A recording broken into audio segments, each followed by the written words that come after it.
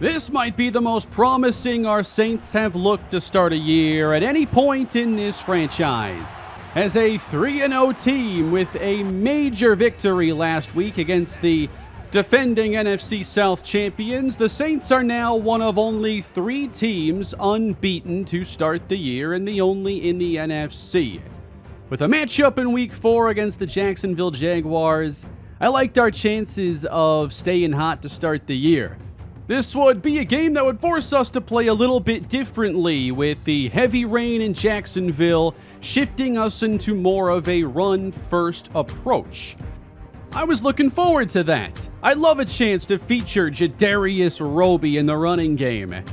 I like the way we've built the running game in this series, and Jaguars Roby was coming off a 116-yard performance against the Falcons. We would not have tight end Cade Otton for this game. He got hurt during practice in the week, so it would be a chance for Eddie Lovelock to play alongside Kevin Blackwell, with this team trying to establish the run against a struggling Jacksonville team. I thought that could also neutralize the Jacksonville receivers a little bit and allow us to just focus on stopping the run, along with slowing down a young, inexperienced quarterback that probably hasn't faced too many defenses like ours. After the Jaguars lost Trevor Lawrence to the New England Patriots, they took Grant Woodard in the first round 2 years ago. He threw 14 touchdowns, 8 interceptions as a rookie, and they tried to boost the offense by adding Tyreek Hill. Well, the pass game's been off to a slow start. Travis Etienne is now out for about half the season, so you have an inexperienced quarterback, an inexperienced running back in Marco Price, heavy rain conditions.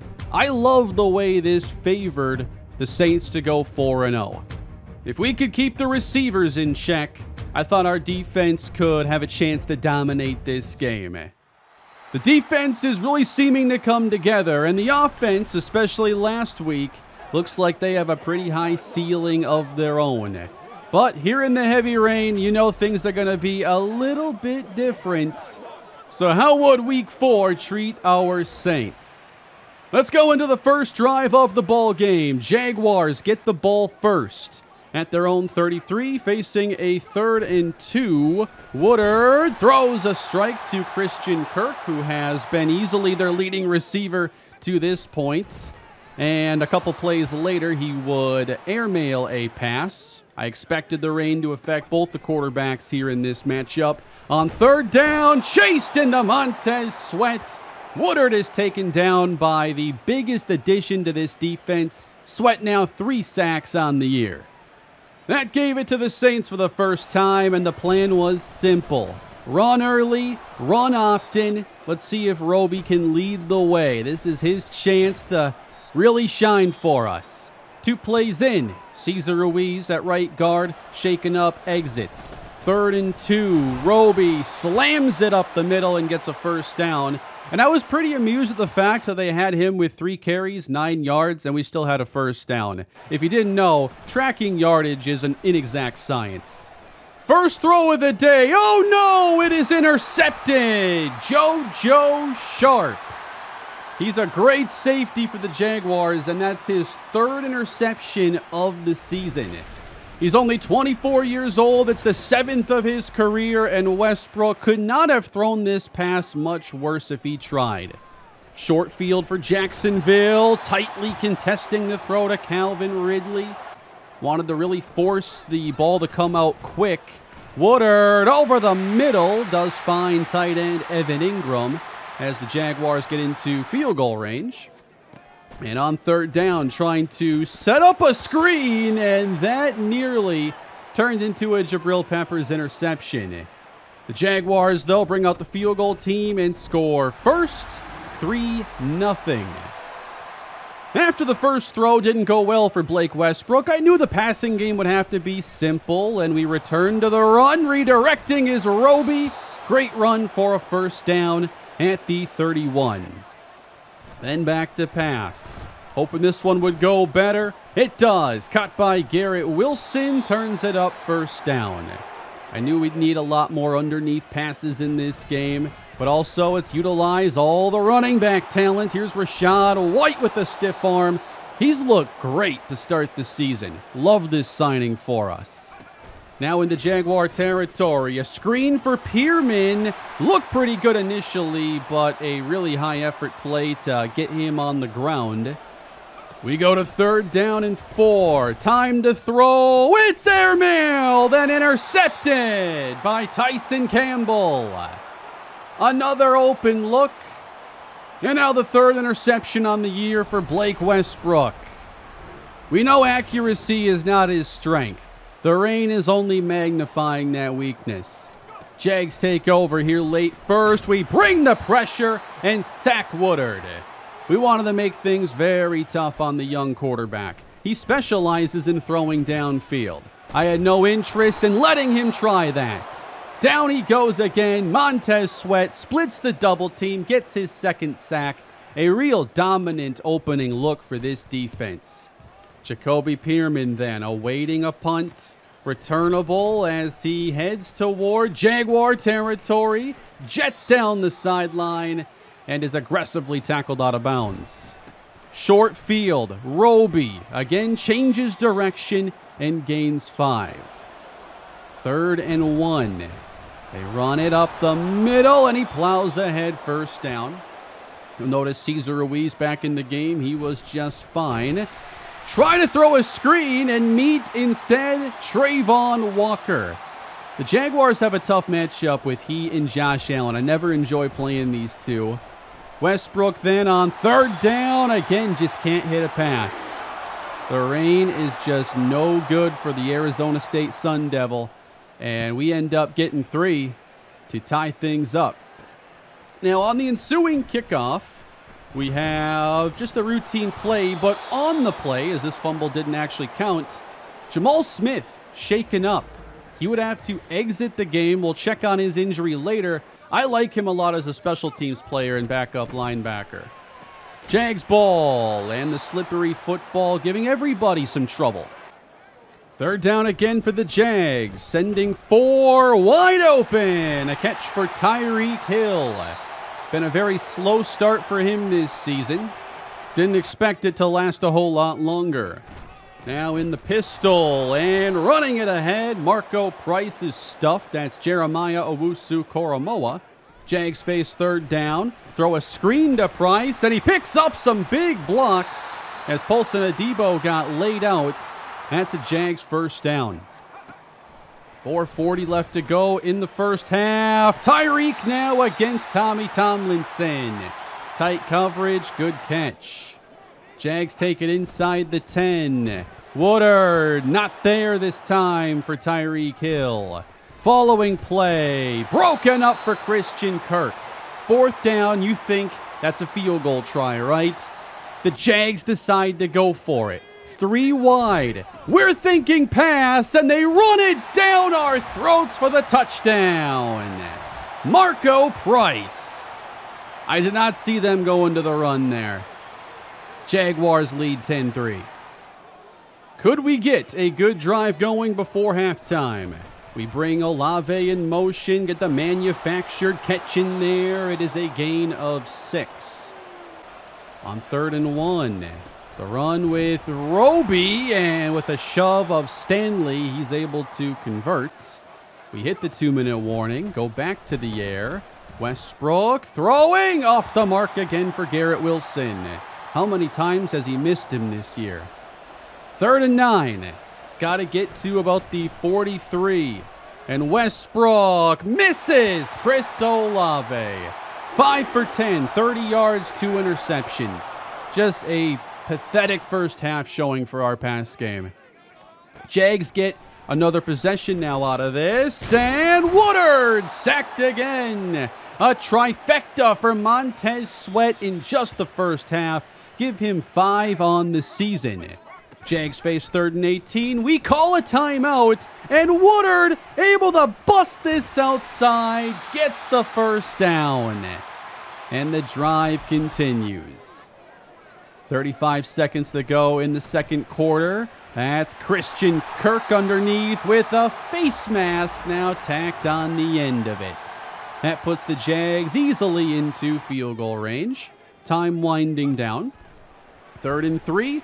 Again, just a safe throw into the flats. We don't guard it tightly enough. Jags get inside the 5. Now they're out of timeouts. You've got to throw, and they get the touchdown. Grant Woodard to Evan Ingram, making this a 17-3 lead. And what I felt was a very avoidable sequence. Having that third down miss, then giving them a 3rd and 18 conversion, a face mask. One problem turned into a whole bunch more. And in the second half, it was time for a change. David Mayweather came into the game at quarterback, with Westbrook unable to pass through this rain and wind.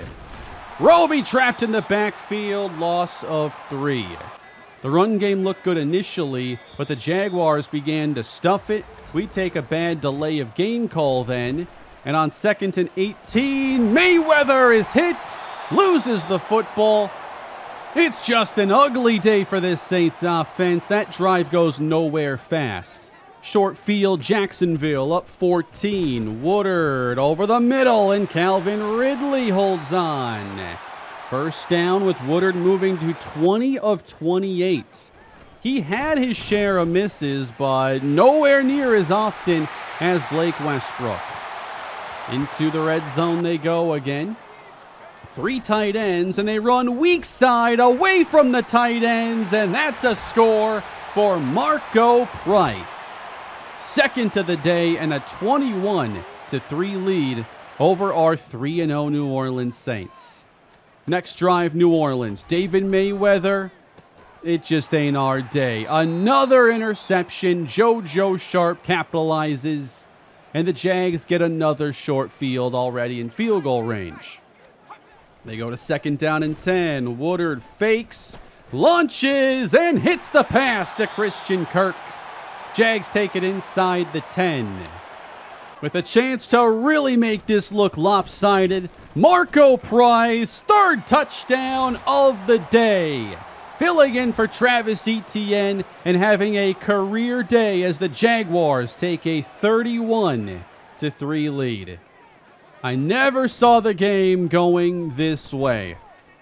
With how many mistakes we made, Jaguars capitalizing on nearly all of them. Eddie Lovelock makes a catch underneath. A couple plays later, time to throw, and a pass caught by Olave, who breaks an angle and gets out of bounds at the 39. At this point, you know the win's probably not likely, but just trying to have some good possessions. Garrett Wilson makes the catch, and that goes for a first down. Starting to actually put something together, but then the coverage is tight and time runs out. And that's a sack fumble, ball back to the Jaguars.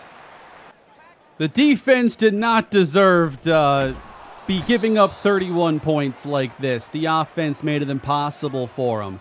Joe Richards does pick up a sack. We get the ball back a little later, and for some reason that didn't connect with Antoine Priestley. Just a day where almost nothing goes right.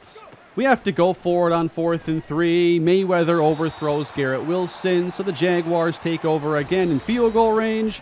There wasn't much reason to keep a lot of the starters in this game any longer. Chalk it up as a loss and move on. See if anyone ends up standing out. Jaguars would shift more to a run game emphasis after being pretty pass heavy. Woodard on the outside again, complete for the first down. Woodard did a really good job on the short throws, and he was far more consistent than Westbrook. I thought he had a very good game. We end up forcing a field goal try and go down 31. On the following kickoff, Jacoby Pierman tackled at his own 24.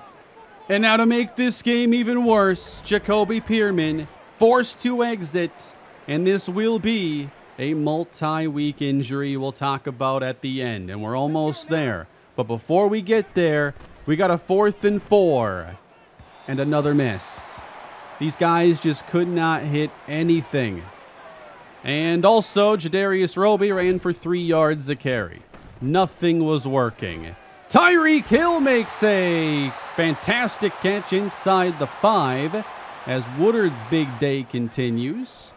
They go to the air, and he overthrows Tyreek Hill. He was not perfect through the air, but they go right back to it the next play. They had to review it, and that does get overturned into another Jaguar touchdown. I guess all losses count the same. Who cares? 31-3, 70-3, whatever. But the Jaguars, again, put us further behind, 41-3. We got the ball now, 5.5 to play. And that's going to be intercepted. That wasn't accuracy related. Bad read and a bad play. That's a touchdown for Tyson Campbell. What's another touchdown on a day like this? They stopped meaning much a couple quarters ago. 48-3. John Waters gets stuffed. I mean, how dominant can the Jags be? 3rd and 13. Mayweather, check down, and Waters gains a dozen. We have to go for it again on 4th down. Don't trust the pass. Waters muscles out the first down yardage. Not quite done yet. Still trying to put together a good possession, and we take the short option to Eddie Lovelock for about 9. With a minute left to go, here's John Waters getting downhill and putting together his strongest run of this showing. Time winding down, Mayweather on the move, trying to direct traffic and heaves it to Antoine Priestley. And he makes the catch inside the Jaguars 10. More on him later. And then trying to get into the end zone for the first time. A great catch is made, and that is the 7th-round rookie, Tito Hernandez, first career touchdown. So at least we do score at least one today. But our undefeated season's over. Saints lose. I'd love to face these guys again, preferably in better weather. But wow, that shows you exactly how badly one of these games in the rain can go. And I thought we had a pretty careful plan going into things. I shouldn't have to, throw no passes down the field, but we have to complete some. And on top of that, we didn't run anywhere near as well as we needed to take the stress off the pass. Definitely an awful look for Westbrook, as we've wanted him to not carry the team, but simply become more efficient. And today was about the worst he's thrown, as I only let him do it 10 times. I don't know. I don't think you can really evaluate a game like that too deep. Obviously, it was very weather influenced. Our defense was going to be just fine, I feel, if the offense didn't play their worst game of the entire franchise. The first quarter looked very good. We had everything in place, but they got so many short fields. They executed in the red zone, but I think that if we forced them to drive into the red zone and score once they got there, I don't think they would have been able to do it as easily. If we come across the rain again, I'll first probably cower in fear, and then who wants to throw some RPOs and screens? I threw some, but that might be the entire passing game next time that we see a drop of rain anywhere on the field. Next week, we're indoors. We're going to face the Buffalo Bills. We're going to miss 2 players. Jamal Smith out for 3 weeks. Jacoby Pearman out for 3 weeks. This means that we'll have a new kick returner and punt returner. You can expect Barry Skelton to do the kicks, Jabril Peppers to handle punts, and Antoine Priestley will now walk into a starting wide receiver opportunity. We'll get a lot of valuable information on him, as we have become one of 12 3-1 teams. We were special before. We were 3-0. Only 3 teams were, and now a dozen teams share our record. That's a lot to be 3-1, especially for only a couple winless. But now we've got to put the pieces back together and not let this become a trend. We've had some, at times, promising starts to seasons, and then you get a little hope and the team falls apart. Tough games in the next 2. We face Buffalo and Carolina, both teams currently 3-1. I love some feedback on the episode beyond losing 48-10. I can expect some feedback on that. But as far as the episode style, I've been more experimenting with the series here late, trying to figure out exactly how I want to tackle these series moving forward and reach the goals I have with these series. But a video like this does, take a little bit less time compared to some of the full play-by-play videos that end up being a little bit longer. When I have a game like this, sometimes I feel like, yeah, we could definitely do this a little bit differently. And in general, I've just been kind of exploring options for getting through seasons a little bit differently and maybe getting through some of these games in less time. I enjoyed doing the video this way. I don't enjoy losing 48-10, but let me know what you thought. We've done some 2-game episodes in the past. Those will surely happen again. But today we're doing just 1 game in this style, and I'd like some feedback on that. Next week against Buffalo, we face, of course, Josh Allen, some great wide receivers, and the top 4 pick who's off to a strong start with 2 sacks. We've got to get the offense back under control and not put that kind of stress on our defense ever again. I know our defense is good, and now our stats look pretty horrendous, giving up 48 points to the Jaguars. I do want to take a little look at the Panthers as well, just kind of looking ahead at one of the teams looking good in our division right now. They're 3-1, coming off a win against the Tampa Bay Buccaneers. Bryce Young's playing good football. They have some young receivers, and we'll see how they've developed, and 2 players with at least 4 sacks, Derek Brown and Frankie Louvu. I don't think they've played the toughest competition, though, so I'm excited for our meeting here in a couple weeks. Looking around the league quickly, we see Green Bay with a big win over the Chargers, and the Atlanta Falcons falling to 2-2 to start the season. They lost badly to us and now lose by multiple scores to the New York Giants.